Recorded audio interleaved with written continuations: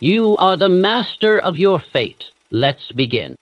Every time you explain your future to the wrong person, you trade power for performance. Let's start here. You're not falling short because you lack motivation. You're not losing momentum because you're lazy. You're not stuck because you don't have good ideas. You are leaking energy, leaking conviction, leaking belief through your mouth. Too many people are trying to build something sacred while handing it over, piece by piece, in casual conversation. Let me tell you the truth. You don't lose dreams all at once. You lose them in fragments, through unnecessary explanations. I've seen it too many times. A man gets a vision, a bold one. He's ready to step out, change careers, move cities, write the book, take the risk. But before he takes action, he opens his mouth, and the first person he tells says, "Really? That's kind of unrealistic, don't you think?" And just like that, his momentum starts bleeding out. The idea didn't get weaker. The room just wasn't worthy of hearing it. Let me give you a simple example. I once knew a young man who wanted to start a mobile detailing business. He studied hard, learned the tools, practiced on weekends, even had a few clients lined up. But before launching,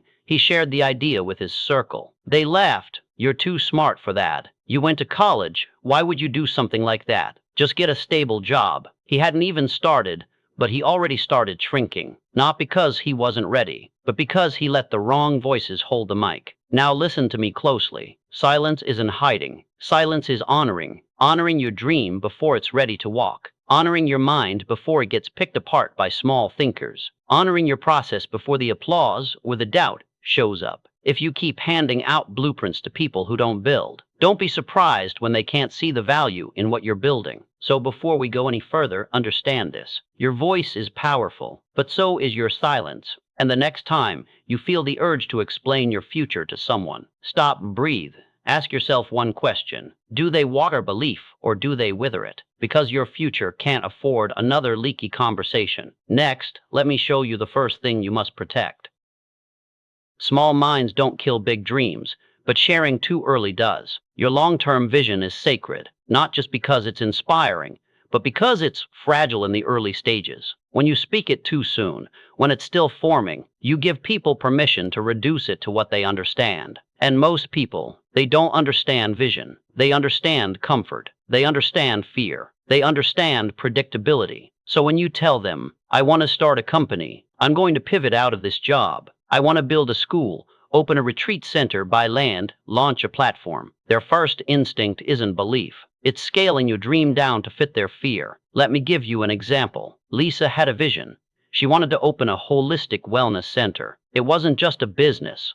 It was personal. She'd been through health battles and wanted to create a place for healing, community, and education. She mentioned it over dinner to a few friends. The first reaction: "Those places don't really make money. You know how hard that industry is. That's going to take a lot of funding." They weren't trying to crush her. They were just speaking from their own limitation. But here's the danger. Lisa didn't stop planning because she got new data. She stopped because she started absorbing their doubt. Vision is oxygen, and the wrong people will exhale carbon monoxide into it without even knowing they're choking it. Now hear me clearly. This doesn't mean you never share your dreams. It means you don't give away blueprints to people who don't build. You keep it private while it grows roots. You protect it until it can stand without applause or approval. Because when you talk too early, you start tweaking your dream to fit their expectations. And by the time it's done, it's no longer your dream. So ask yourself, am I sharing for alignment or for validation? Because when you need someone to believe in it before you've built it, you'll never build anything bold. Next, let's talk about the second thing you must protect, the actual moves you're making right now. Plans grow stronger in silence, but every time you speak them too soon, you weaken the follow-through. Let me tell you something that will save you years of frustration. Most people don't need to know what you're working on, not because you're hiding, but because power is fragile when it's still becoming action. See, the moment you speak your next big move out loud, something subtle happens. You start feeling rewarded, validated, accomplished, but you haven't done anything yet. You got the hit of progress without paying the price of execution. And now your brain thinks it already succeeded because it got applause before it delivered results. That's the trap. Here's what you need to know. Plans don't need attention. They need protection. Because when you talk too much about the next thing you're going to do, You invite questions, you invite scrutiny, you invite the kind of friendly feedback that kills momentum.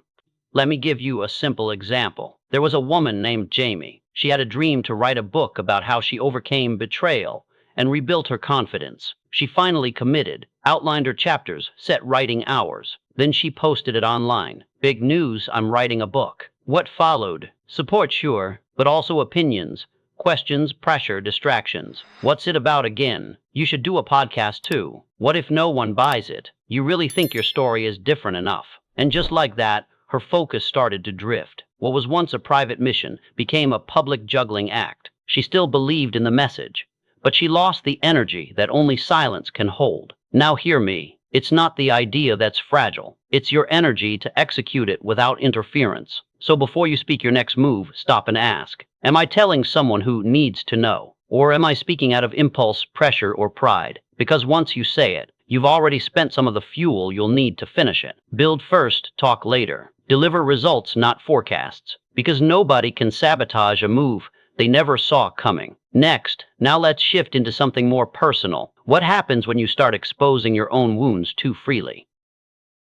You're allowed to bleed, just not in front of people who collect knives. Let me be direct. Not everyone deserves access to your uncertainty. Not because you're pretending to be strong, but because you're protecting the parts of you still healing. You've probably heard this before. Be vulnerable, be real, share your truth. And I agree, vulnerability is powerful, but only when it's placed in the hands of someone who honors it. Because if you start handing your deepest doubts to the wrong people, they won't carry them with care. They'll question your potential. They'll shift how they speak to you. They'll store that information and bring it back at the worst possible moment. Let me give you an example. There was a man named Marcus. He was up for a promotion, smart, driven, capable. But one day, in what he thought was a safe conversation, he told a coworker, honestly, sometimes I feel like I'm not really qualified. I keep waiting for someone to figure that out. Harmless, right? 2 weeks later, that same coworker said in a meeting, well, even Marcus said he's not sure if he's ready for leadership. And just like that, the room shifted. Not because Marcus wasn't ready, but because he'd opened the door to doubt, and someone else walked through it holding his future. Now listen to me. Your insecurities are not shameful, but they are sacred, and sacred things don't belong in careless places. If you're going through something internal, identity, fear, grief, self-worth,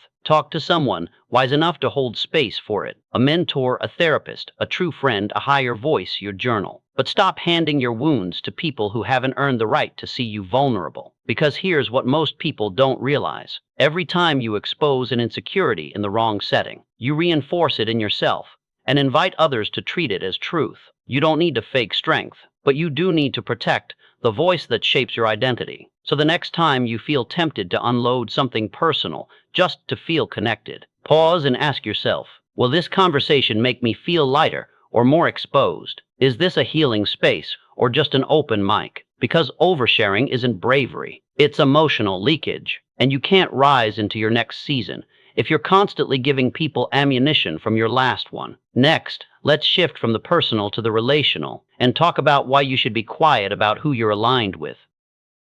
What they don't know, they can't twist. What you protect, you preserve. Let me be clear. Your relationships don't need promotion. They need protection. Too many people are quick to announce who they're connected to, who they're learning from, dating, mentoring under, or being mentored by. And most of the time, it's not because they're excited. It's because they're insecure and trying to prove their worth through who they know. But here's what happens when you speak too freely about your sacred connections. People project their opinions onto your path. They plant seeds of doubt about the people helping you grow. They start treating your life like it's theirs to analyze, manage, or comment on. Let me give you an example. A young man named Devin was being mentored by someone who challenged him, spiritually, mentally, professionally. It was uncomfortable, but it was working. He was sharpening, rising, building. One day, he mentioned this mentor to his friends. They said, "Oh, he's kind of intense. I heard he pushes people too hard. Are you sure he's the right influence for you?"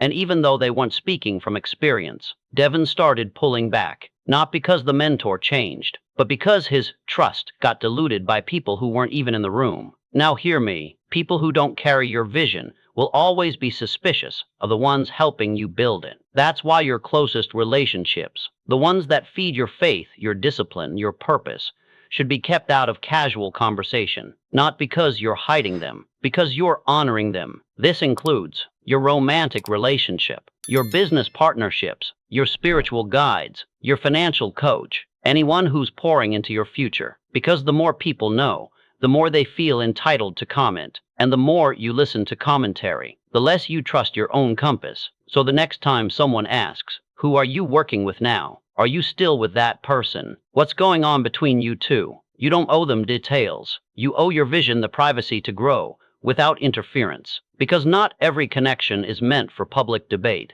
and the more sacred it is, the more it deserves to be shielded, not shared. Next, let's talk about the most protected thing of all, your spiritual downloads.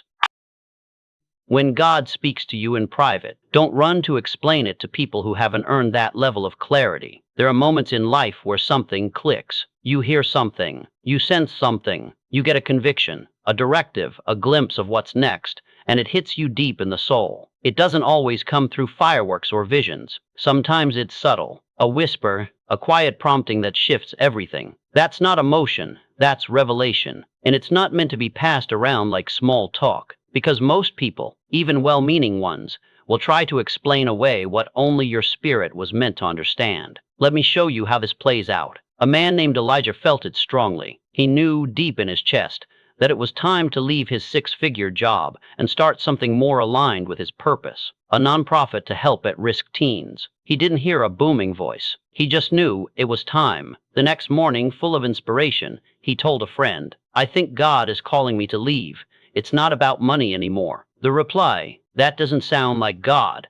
Why would he tell you to throw away stability?" Just like that, the fire that was lit in the secret place got doused in someone else's doubt. Here's the truth. Not everyone can carry your download. Not everyone can respect what you heard in the dark. And when you try to explain what's divine in logical terms, you end up debating your assignment with people who were never given the blueprint. Spiritual revelation is personal. It's not for approval. It's not for applause. It's not to be rushed into the light, because if it's real, it will speak for itself through fruit, not debate. So protect it. Write it down, pray on it, sit with it, test it, strengthen it. Let it mature inside of you before you try to make sense of it to others. Because when God plants something in you, he doesn't ask the world to vote on it. He asks you to steward it. And the best way to do that, stop speaking it into rooms that are built to dismantle belief. When you've been given something sacred, you don't owe the world an explanation. You owe the vision your silence, until it becomes something the world can't ignore. Next, we'll close this out by pulling everything together in one final reminder. Silence isn't fear,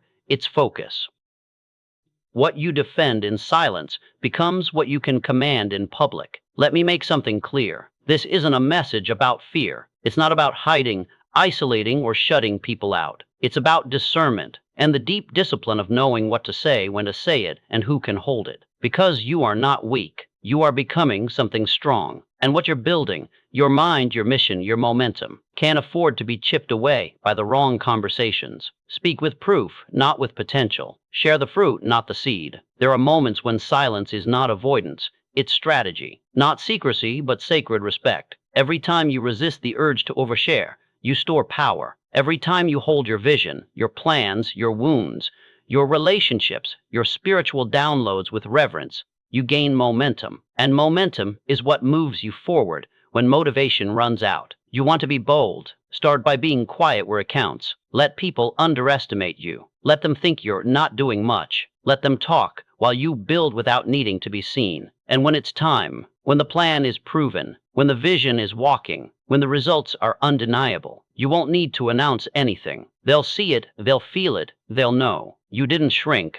You didn't vanish. You protected what mattered until it was strong enough to speak for itself. And that is how you lead, not by leaking power, but by learning where to keep it. Remember, your success begins the moment you decide to act.